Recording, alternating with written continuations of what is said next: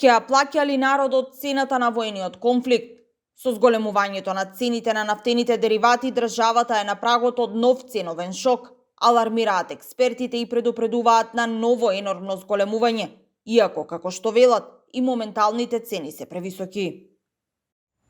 Проценките говорат дека поскапувањето на горивата ќе предизвика нов бран на зголемување на цените и основните производи, бидејќи производството, дистрибуцијата, но и транспортот директно зависат од цените на енергенсите, што ќе значи дополнителен инфлацијски удар врз грбот на граѓаните. Во вакви услови државата мора активно да интервенира за да спречи прекумерни профити на грбот на граѓаните. Ова се дел од коментарите во јавноста, но и на терен. Граѓаните стравуваат од поскапување на храната во маркетите, откако се покачија цените на горивата. Нема со овие нашите пензии, не може да го минеме у аптеката таму. Со овие плати наши, со пензиите, тешко. Закачување може, а за симнување ни намалку. Се качува. Луксузно не можеме ништо да купуваме тоа што некојаш да речеме, ај ке ни се најде, нека ни стои за дома, тоа више не можеме да си го пружиме. А за да јадеме, да го минеме секој ден мораме.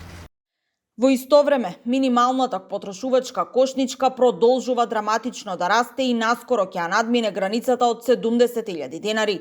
Во вакви економски услови, директорот на Државниот пазарен инспекторат вели дека доправа ќе формира тим кој по оперативен план ќе врши инспекцијски надзори по маркетите, дистрибутерите и увозниците, но и производителите на храна.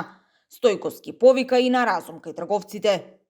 Се надевам на разум кај трговците.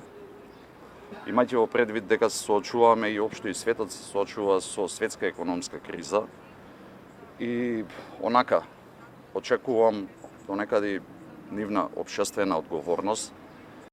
Во момент кога дизелот веќе го оттурна ценовниот шок од бензинските кон маркетите, Мицкоски најави дека утре ќе има средба со сопствениците на синџирите супермаркети и дека од нив ќе побара да не ги зголемуваат цените.